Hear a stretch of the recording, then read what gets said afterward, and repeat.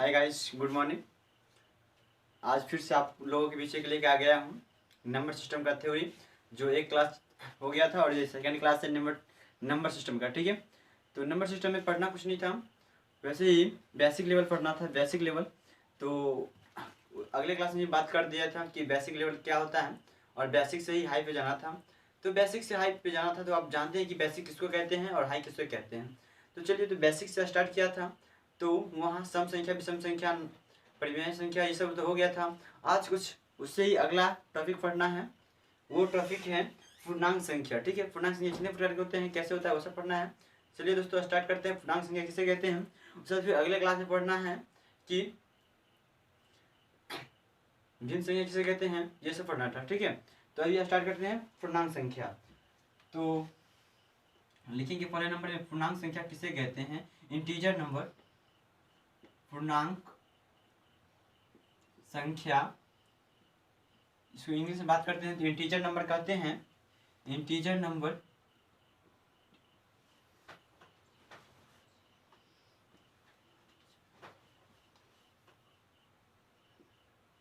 Integer number. ठीक है, तो दोस्तों इसको बात करते हैं इंटीजर नंबर किसे कहते हैं, यानी पूर्णांक संख्या किसे कहते हैं। तो सभी प्राकृत संख्या, क्या लिखेंगे, सभी प्राकृत संख्या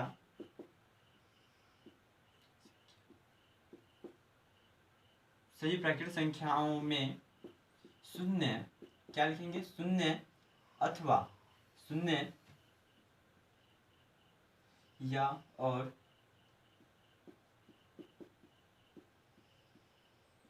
ऋणात्मक पूर्णांक को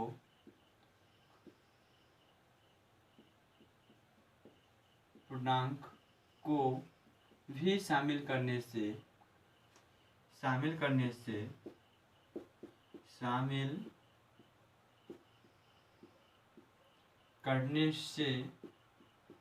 प्राप्त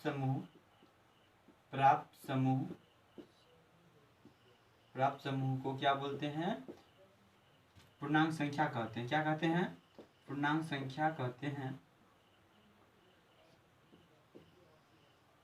पूर्णांक संख्या कहते हैं। जैसे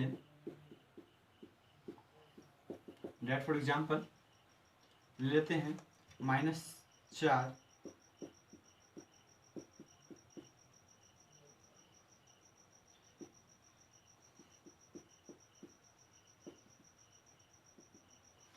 यानी कि इधर से भी बढ़ा सकते हैं, आगे बढ़ा सकते हैं 3 से, -4, -5, -6, और इधर भी बढ़ा सकते हैं 4, 5, इस तरह से। ठीक है, तो इसका जैसे कि दिया गया है पूर्णांक संख्या इंटीजर नंबर, तो सभी प्राकृत संख्याओं में शून्य यानी कि 0, शून्य का मतलब होता है 0, क्या होता है, शून्य का मतलब होता है 0, और ऋणात्मक मतलब होता है माइनस। ठीक है, तो पूर्णांकों को भी शामिल करने से प्राप्त समूह, जो समूह प्राप्त होता है उसे क्या कहते हैं, उसे पूर्णांक संख्या कहते हैं। पूर्णांक संख्या कहते हैं, जैसे कि बताया गया प्राप्त समूह, समूह क्या हो गया, ये पूरा समूह है, क्या है, ये सब समूह है ना। क्या, जैसे कि ये 1, 2, 3, 4, 5 क्या है, ये सब तो प्राकृत संख्या है, 1, 2, 3, 4, 5 इत्यादि। उसमें निगेटिव को भी और शून्य को भी शामिल करने से जो समूह बनता है, ये सब उसे क्या बोलते हैं, पूर्णांक संख्या कहते हैं। ठीक है, इनका नोट पे बात कर लेते हैं, इसका खास क्या है। नोट है कि पूर्णांक 2 प्रकार के होते हैं। क्या, पूर्णांक 2 प्रकार का होता है, और ये पहला नोट है कि इससे z और i से सूचित किया जाता है, i से सूचित किया जाता है, सूचित किया जाता है। और दूसरा है कि पूर्णांक 2 प्रकार के होते हैं। पूर्णांक 2 प्रकार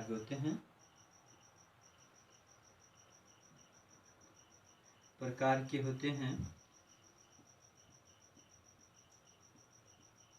पहला में आ गया धनात्मक पूर्णांक, और दूसरा में आ जाएगा ऋणात्मक पूर्णांक। ऋणात्मक पूर्णांक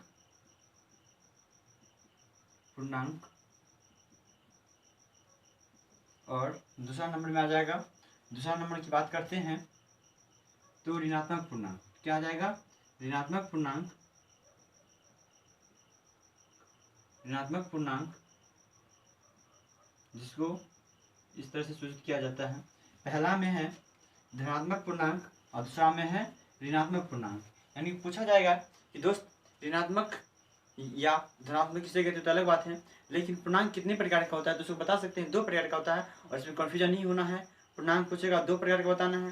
पहला में धनात्मक पूर्णांक जिसको प्लस और भी इससे सूचित किया जाता है, और दूसरा में ऋणात्मक पूर्णांक जिसे माइनस भी करके सूचित किया जाता है।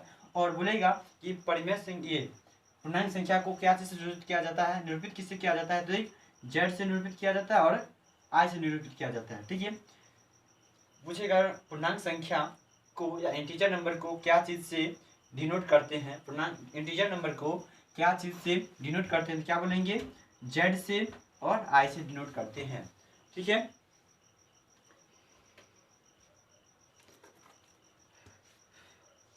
बोलेगा क्या से डिनोट करते हैं तो मालूम होना चाहिए कि जेड से और आई से डिनोट करते हैं। ठीक है,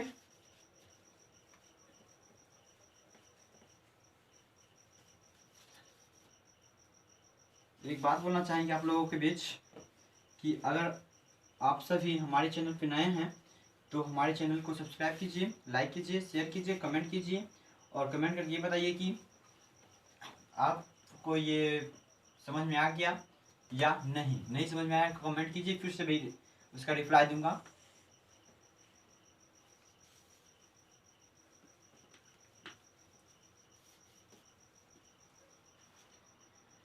आप लोग सिर्फ कमेंट कीजिए, रिप्लाई मैं दूंगा। उसके बाद आ गया परिमेय संख्या। क्या आ गया? सेकंड नंबर है परिमेय संख्या। क्या आ गया? परिमेय संख्या। परिमेय संख्या या इसको बोल सकते हैं रेशियो नंबर। परिमेय संख्या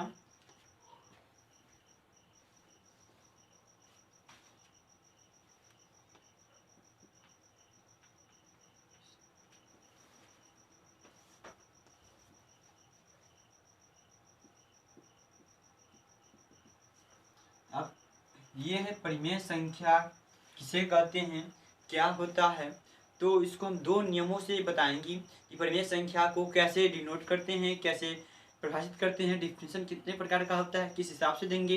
तो चलिए स्टार्ट करते हैं कि परिमेय संख्या किसे कहते हैं। परिमेय संख्या किसे कहते हैं आप लोग सुने होंगे, लेकिन जिस लैंग्वेज के हिसाब से हम डिफिनेशन देंगे वैसे नहीं सुने होंगे। पहले बता जो कि 2 टाइप से हम डिफिनेशन देंगे। पहला टाइप क्या है वो देखते हैं, फिर सेकंड टाइप क्या है वो देखते हैं। तो पहला टाइप देख लेते हैं दोस्त, पहला टाइप देख लेते हैं कि परिमेय संख्या को कितने भाग से बांटा गया है। तो 2 टाइप से देंगे, तो पहला टाइप ये है और दूसरा टाइप फिर आगे बात करेंगे। तो पहला टाइप है कि एक पूर्णांक संख्या को दिया गया है कि एक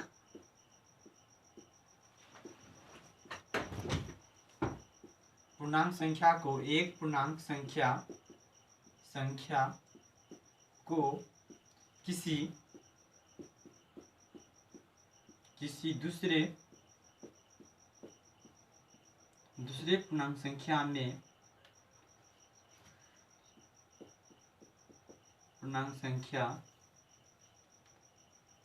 से भाग करते हैं,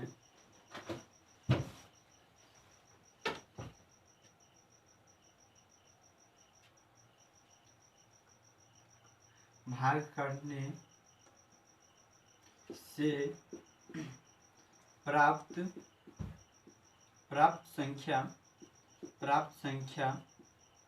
संख्या को परिमेय संख्या कहते हैं। परिमेय संख्या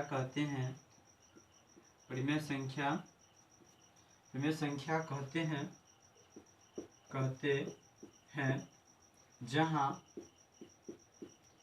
P और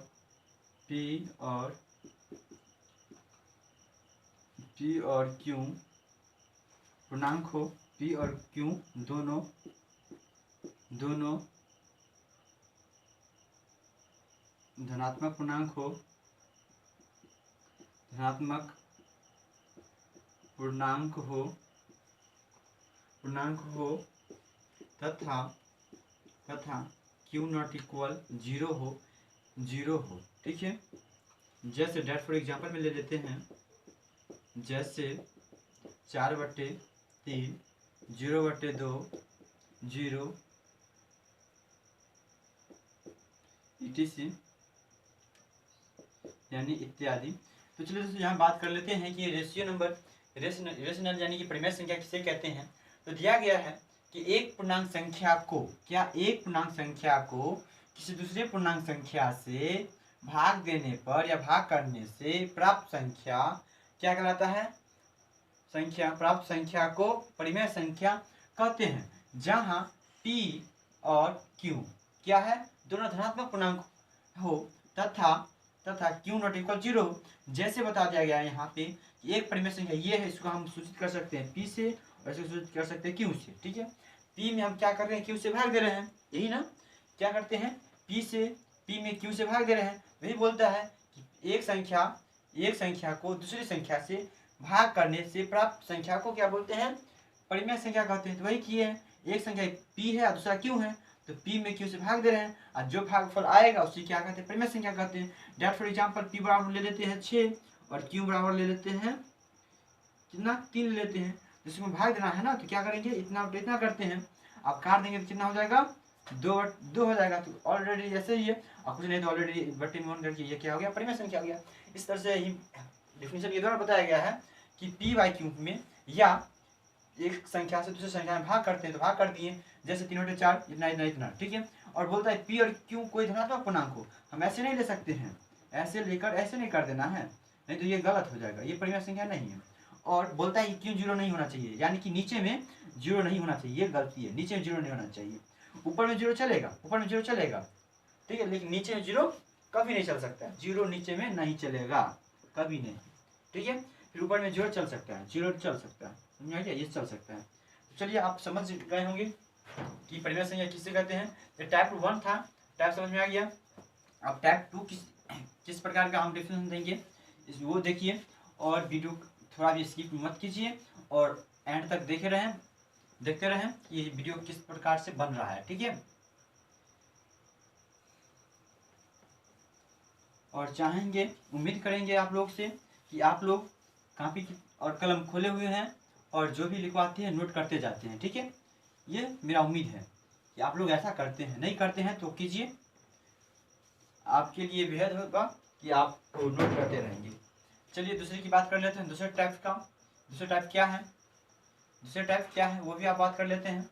ठीक है, दूसरा टाइप करते हैं कि वैसी संख्या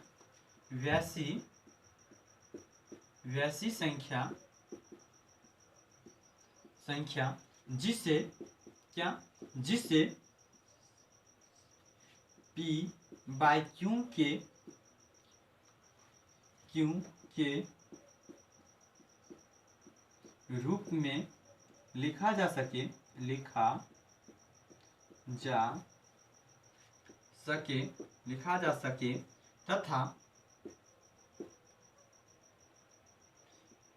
और q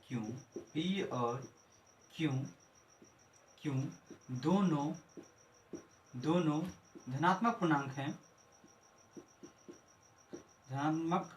पूर्णांक हो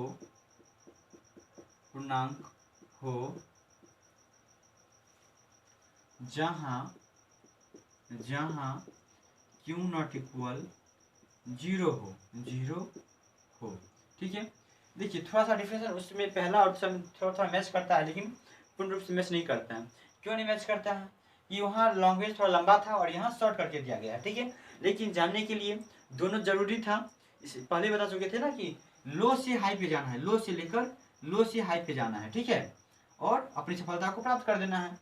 इसीलिए क्या किए, थोड़ा लैंग्वेज विशेष करके थोड़ा विस्तार करके समझाए थे और ये आ गया शॉर्ट करके। ठीक है, और थोड़ा मिलता जुलता है कि वैसी संख्या जिसे p/q के रूप में लिखा जा सके तथा p और q दोनों धनात्मक पूर्णांक हो और जहाँ q नॉट इक्वल 0 हो। यही ना, q नॉट इक्वल 0 हो, यानी कि q के बराबर 0 नहीं होना चाहिए, यानी कि नीचे में 0 नहीं होना चाहिए। ऊपर 0 रहेगा चलेगा, लेकिन नीचे 0 नहीं होना चाहिए। ठीक है, और एग्जाम्पल तो बता ही चुके हैं कि डेट फॉर एग्जाम्पल क्या हो सकता है। अब इसका अपोजिट आ जाता है, यानी उल्टा आ जाता है अपरिमेय संख्या। क्या आ जाता है? अपरिमेय संख्या। कि अपरिमेय संख्या होता है क्या? तो चलिए, तो अपरिमेय संख्या को ही दो प्रकार से बता सकते हैं, लेकिन इसको दो प्रकार से नहीं बताना, सिर्फ सिंगल ही बताएंगे। एक ही टाइप से डिफरेंस देना है कि अपरिमेय संख्या किसे कहते हैं, अपरिमेय संख्या किसे कहते हैं, अपरिमेय संख्या। समझ आ गया? तो अपरिमेय संख्या में कुछ करना नहीं कि वैसी प्राकृतिक संख्या या वैसी धनात्मक पूर्णांक संख्या, वैसी संख्या, वैसी संख्या जिसे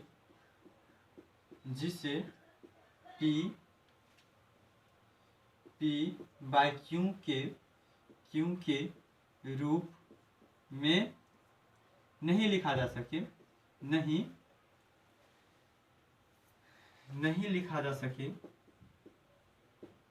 लिखा जा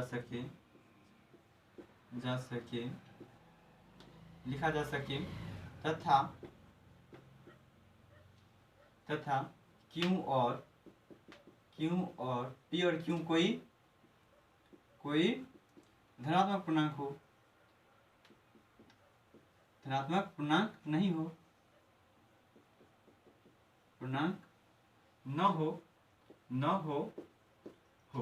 ठीक है।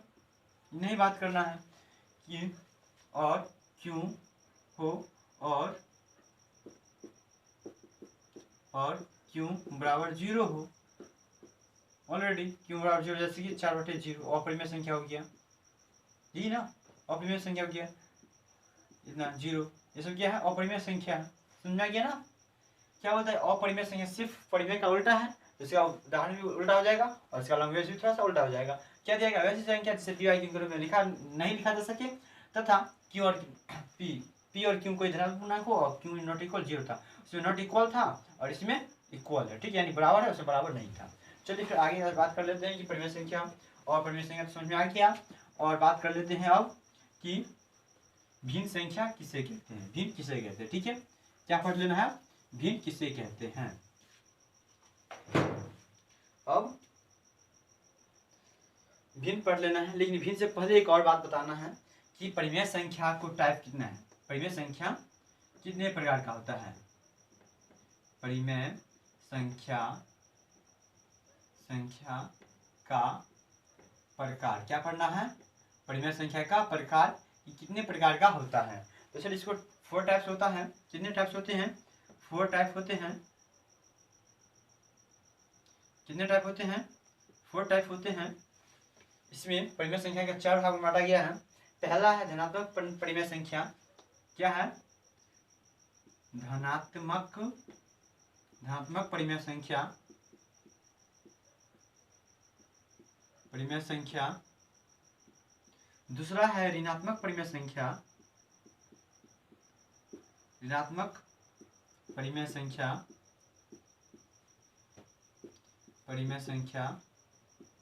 और तीसरा है शून्य परिमेय संख्या। शून्योत्तर परिमेय संख्या।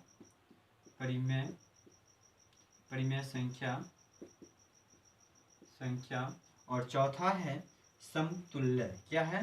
समतुल्य परिमेय संख्या।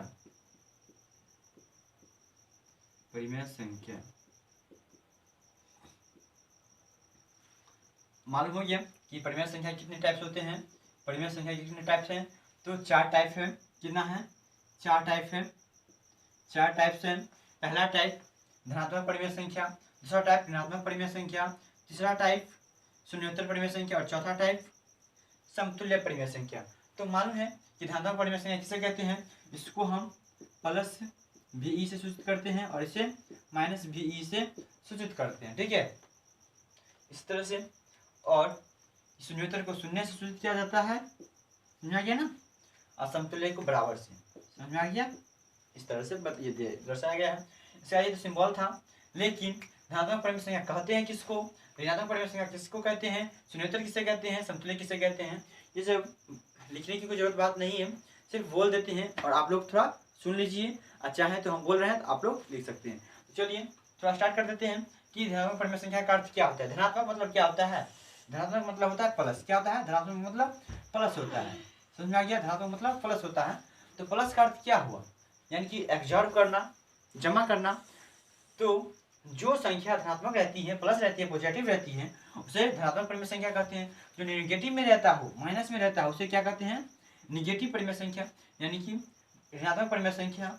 और जो शून्य रहे, जैसे बताए थे कि इस तरह से रहे, ये परिमेय संख्या हो गया शून्योत्तर परिमेय संख्या। क्या हो गया? शून्योत्तर परिमेय संख्या ये हो गया। समझ में आ गया? ये हो गया शून्योत्तर परिमेय संख्या। और समतुल्य जो बराबर में हो, बराबर में बढ़ता हो। ठीक है, ये आप समझ में आ गया। शून्योत्तर किसे कहते हैं? समतुल्य परिमेय संख्या किसे कहते हैं? ऋणात्मक परिमेय संख्या किसे कहते हैं? और धनात्मक परिमेय संख्या किसे कहते हैं? ये सब हो गया। तो अब बात कर लेते हैं भिन्न की। क्या बात कर लेते हैं? भिन्न का। ठीक है,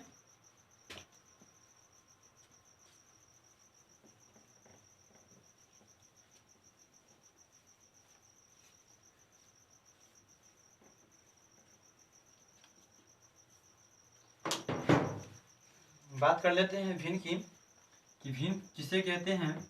4 नंबर की बात है भिन्न संख्या यानी कि फ्रैक्शन। क्या? फ्रैक्शन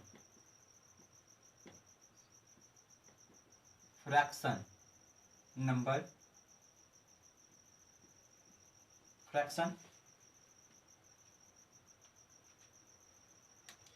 नंबर किसे कहते हैं? तो लिखेंगे किसी धनात्मक पूर्णांक में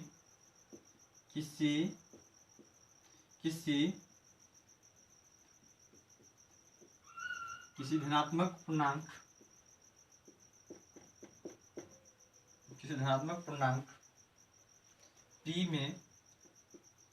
में किसी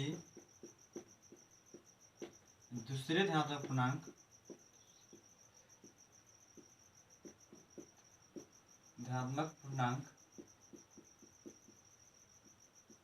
q में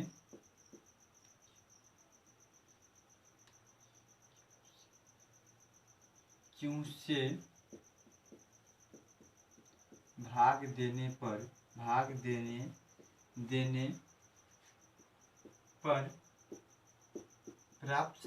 प्राप्त संख्या को भिन्न कहते हैं। भिन्न कहते हैं। या इसको हम दूसरे शब्द में बात कर लेते हैं कि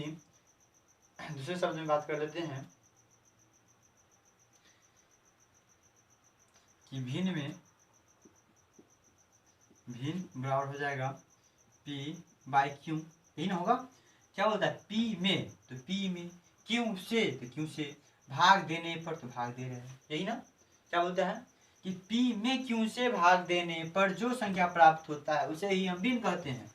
तो वही कर रहे हैं, p में q से भाग दे रहे हैं, जो बराबर आएगा वही क्या हो गया? हमारा भिन्न हो गया। तो भिन्न में ये क्या हो गया? ये इसको अंश बोलते हैं। इसको क्या बोलते हैं? अंश बोलते हैं। और इसको क्या बोलते हैं? हर बोलते हैं। तो समझ में आ गया कि अंश इसे कहते हैं और हर इसे कहते हैं। समझ में आ गया? नीचे में जो रहता है उसको हर बोलते हैं, जो ऊपर में रहता है उसको अंश बोलते हैं। यानी कह सकते हैं, साफ साफ तौर पे बोल सकते हैं कि अंश में हर से भाग दिया जाता है। तो लिखेंगे भिन्न बराबर क्या हो जाएगा? तब भिन्न बराबर हो जाएगा अंश बट्टे हर। क्या हो जाएगा? अंश बट्टे हर। ये फॉर्मूला है, एक सूत्र है, इसको आप हमेशा के लिए याद रख लीजिए। क्या? इसको हमेशा के लिए याद रख लीजिए कि भिन्न बराबर क्या होता है। भिन्न बराबर क्या होता है? तो भिन्न बराबर होगा अंश बट्टे हर, यानी कि अंश में हर से भाग दिया जाता है। तो चलिए दोस्त, आज कुछ ज़्यादा पढ़ना नहीं पढ़ना है, और फिर आगे एक क्लास और थ्योरी होगी। बाकी बात फिर जो 2-3 क्लास प्रैक्टिकल होगा, यानी कि जो सवाल सॉल्व करेंगे, यहाँ पे समझाएंगे। ठीक है, एक क्लास और सिर्फ थ्योरी होगा। पहले बता चुके हैं कि हम पढ़ाते नहीं सिखाते हैं। क्या करते हैं? पढ़ाते नहीं सिखाते हैं। तो सिखाने का अर्थ हुआ कि बच्चे को क्या चाहिए, लेकिन पढ़ाने का मतलब होता है सिर्फ आज ये पढ़ाना है, कल ये पढ़ाना, परसों ये पढ़ाना। लेकिन हमको ये नहीं करना है। सीखा कि नहीं सीखा, तो वही पहले थ्योरी चाहिए ना। थ्योरी तो स्टार्ट कर दिए, 2 क्लास हो गया, थ्योरी का 2 क्लास हो गया, ठीक है। थ्योरी का 2 क्लास हो गया और 1 क्लास और थ्योरी लेंगे, ठीक है। 1 क्लास और थ्योरी लेंगे, कुल मिला के 3 क्लास हो गया थ्योरी। क्या हो गया?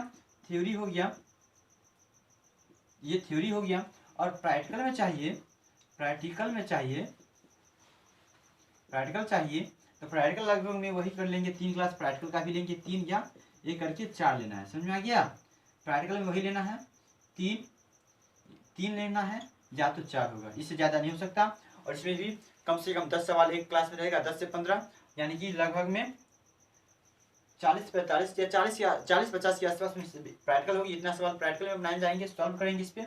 और 3 क्लास से थ्योरी, ठीक है। तो इसमें 2 क्लास हो गया, 1 क्लास और लेंगे जो अगली क्लास में आने वाला है। तो आप लोग से यही ज़्यादा उम्मीद रखेंगे कि जितना से जितना अधिक हो आप हमारे वीडियो को देखें, चैनल को सब्सक्राइब करें, लाइक करें, शेयर करें, कमेंट करें। और कमेंट करके ये बताइए कि वीडियो आपको कैसा लगता है, आप कुछ सीखे या नहीं सीखे। देखिए, एक बार और बताना चाहते हैं कि हम तो इतना मेहनत से आप लोगों को पढ़ाते हैं, लेकिन आप लोग मेहनत के बदले क्या देते हैं? कुछ नहीं देते हैं, और आप लोग से कुछ लेंगे भी नहीं। सिर्फ एक मदद चाहिए, वो मदद है सिर्फ लाल बटन पे क्लिक करना और घंटी के निशान उस पर दबा देना, ठीक है। क्या है? यानी कि साफ साफ बोल सकते हैं कि चैनल को सब्सक्राइब कर सकते हैं, ठीक है। आपको कुछ पढ़ाएं, इतना देर बोलें, कुछ इतना किए, मेहनत करते हैं, वे करते हैं आपके लिए, और आप हमें कुछ सपोर्ट नहीं कीजिएगा तो उससे कोई फायदा नहीं होगा। इसलिए सिर्फ आप लोग सपोर्ट कीजिए, ठीक है। और सपोर्ट आप किस तरह से कर सकते हैं? पैसे तो दे नहीं सकते, इसलिए हम पैसा आप इससे लेंगे भी नहीं। सिर्फ आप चैनल को सब्सक्राइब कीजिए, लाइक कीजिए और कमेंट कर बताइए कि हम ये सीख गए हैं और हमें ये प्रॉब्लम हुआ, यहाँ प्रॉब्लम हुआ, बताएंगे, ठीक है। ज़्यादा कुछ करेंगे नहीं। और बात सुनिए कि आज क्या मैट्रिक का रिजल्ट निकला है। आज मैट्रिक का रिजल्ट निकला और काफ़ी नंबर आया है, ठीक है। मेरी कोचिंग से भी 410 नंबर लेके आया है, 371 नंबर लेके आया है, 374 नंबर लेके आया है। सब टॉप का नंबर है, टॉप यानी कि फर्स्ट, सेकंड, थर्ड ईयर, ठीक है। हमारे स्कूल में 3 विद्यार्थियों का नाम बताया, 410, 374, 371, ठीक है। इतना नंबर लेके आया। चलिए ये